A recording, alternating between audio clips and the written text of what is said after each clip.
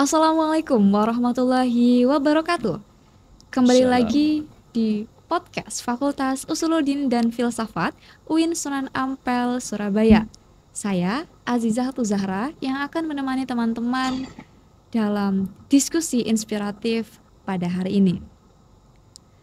Ketika kita berbicara tentang perjuangan para ulama dalam membangun bangsa, nama Kiai Haji Abdul Wahab Hasbullah tidak dapat dilewatkan.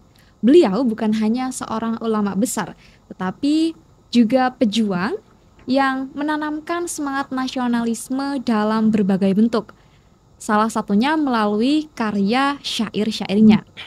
Nah, pada hari ini kita akan membahas lebih dalam makna dan relevansi syair-syair Kiai Haji Abdul Wahab Hasbullah tentang cinta tanah air.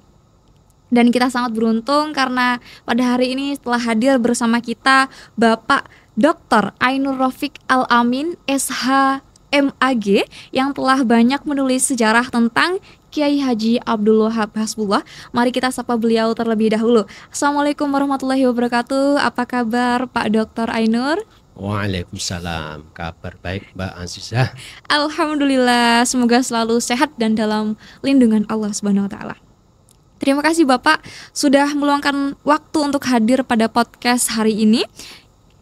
Teman-teman, kita tahu bahwa Kiai Haji Abdul Wahab Hasbullah adalah sosok yang sangat berpengaruh, terutama dalam menanamkan nilai-nilai cinta tanah air melalui syair-syairnya. Pak Ainur, sebagai seorang yang banyak menulis tentang sejarah Kiai Haji Abdul Wahab Hasbullah, bagaimana sih pandangan Bapak tentang syair-syair yang beliau tulis? Azizah, itu kamu kok sepertinya sudah kenal betul dengan Kiai Wahab itu. Kamu alumni pondok ya? Iya Bapak, saya alumni pondok. Oh, makanya. Begini, Kiai Wahab Hasbullah itu menulis syair dan yang terkenal kan itu ya lagu ya lalwaton itu ya. Benar. Ya hafal kamu ya? Hafal. Ya itu. Dan begini, sebetulnya beliau itu menulis syair itu lebih panjang lagi ya, dan itu bisa kita baca dalam karya dari Kiai Abdul Halim. Kiai Abdul Halim itu pahlawan nasional, abahnya Kiai Asep Saifuddin Halim. Ya, itu beliau menulis buku tentang Kiai Wahab dan di situ ada syair yang panjang, salah satunya terkait dengan cinta tanah air gitu. Dan ini juga dikutip oleh pakar NU, pakar sejarah NU, yakni DRS Khairul Anam yang juga alumni Usuluddin sini. Saya akan menyebutkan penggalan pendeknya saja ya, dari syair yang ditulis oleh Yai Abdul Halim yang itu merupakan dari Mbah Hasbullah itu. Begini, ada redaksi begini. Innal kamala bil a'mal wa laysa dzaka bil aqwal fa'mal tanal ma fil amal wala takun mahdal qawal. Sayang saya tidak ahli gitu ya. Itu kalau diartikan sederhananya bahwa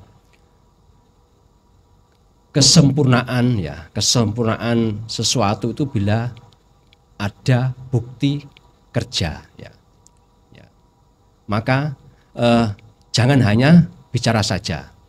Sehingga kalau Anda mempunyai cita-cita, segera kerjakanlah cita-cita itu ya. Jangan sekedar ngomong saja. Ya, begitu.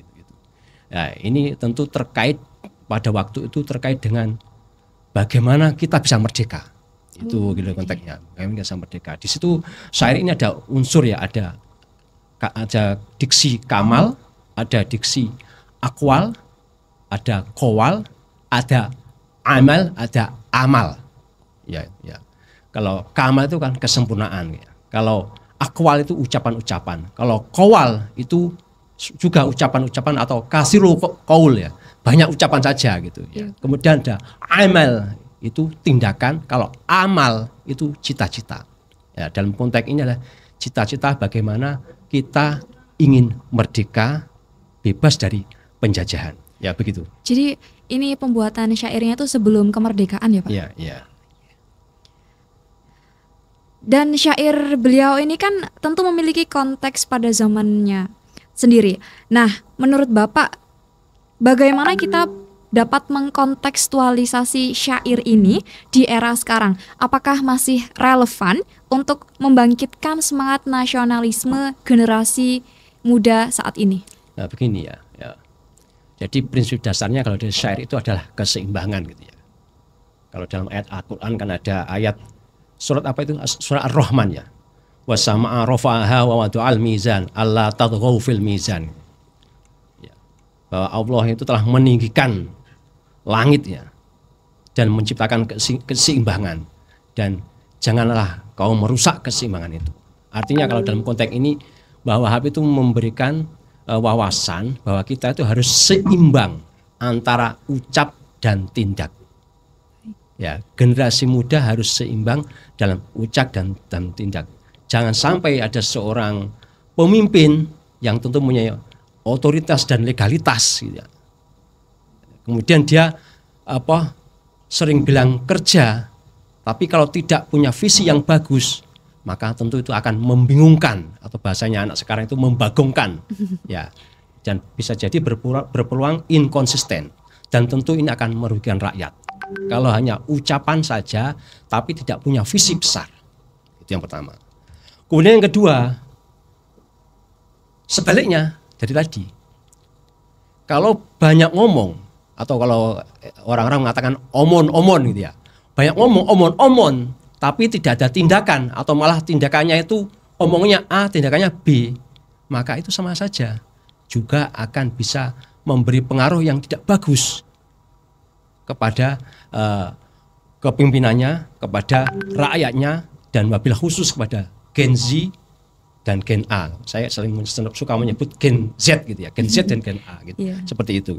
Jadi itu misi atau pesan yang ingin disampaikan oleh Kiai Wahab, bahwa kita harus ada keseimbangan antara ucapan, tindakan, ya itu harus seimbang. Ya, nggak boleh ucapan saja, nggak boleh tindakan saja, tapi tindakan itu harus ada misi yang besar. Ya, nah setelah ada misi, ya itu diucapkan, setelah diucapkan, kemudian dilakukan. Ya, oke itu. Jadi syair Kiai Haji Wahab Hasbullah ini tetap relevan ya Pak? Ya tetap relevan, dan itu penting itu ya. Baik, terima kasih banyak atas ilmu dan wawasan yang telah disampaikan. Tentu saja terima kasih juga kepada teman-teman yang telah menonton podcast hingga akhir. Kepada Pak Dr. Ainur Rafiq untuk menyampaikan closing statement. Ya, begini, wujud cinta tanah air, terutama bagi Gen Z dan Gen A, itu adalah apa? Kita harus ikut berbicara terkait dengan tanah air. Kita juga harus ikut bertindak terkait dengan tanah air. Tetapi bicara dan tindakan itu harus disertai dengan visi yang jelas, ya, yang jelas, yang mendalam, apalagi mahasiswa. Kita tidak boleh abai terhadap apa-apa yang terjadi di tanah air. Kalau abai berarti kita tidak cinta. Kalau tidak cinta berarti ya tentu tidak akan mau melakukan apa-apa, tidak mau melakukan tindakan, tidak mau melakukan ucapan, dan itu artinya adalah sesuatu kemunduran dan tidak diinginkan oleh para pendiri bangsa, termasuk dari pahlawan nasional yakni Mbah Wahab Hasbullah. Begitu ya. Baik, terima kasih atas ilmu dan pesan berharga yang disampaikan oleh Pak Dr. Ainur Rafiq. Semoga diskusi kita kali ini dapat menambah kecintaan kita terhadap tanah air dan memperkuat semangat kebangsaan kita. Saya Azizah Zahra, pamit undur diri, sampai jumpa di podcast berikutnya. Wassalamualaikum warahmatullahi wabarakatuh. Waalaikumsalam warahmatullahi wabarakatuh.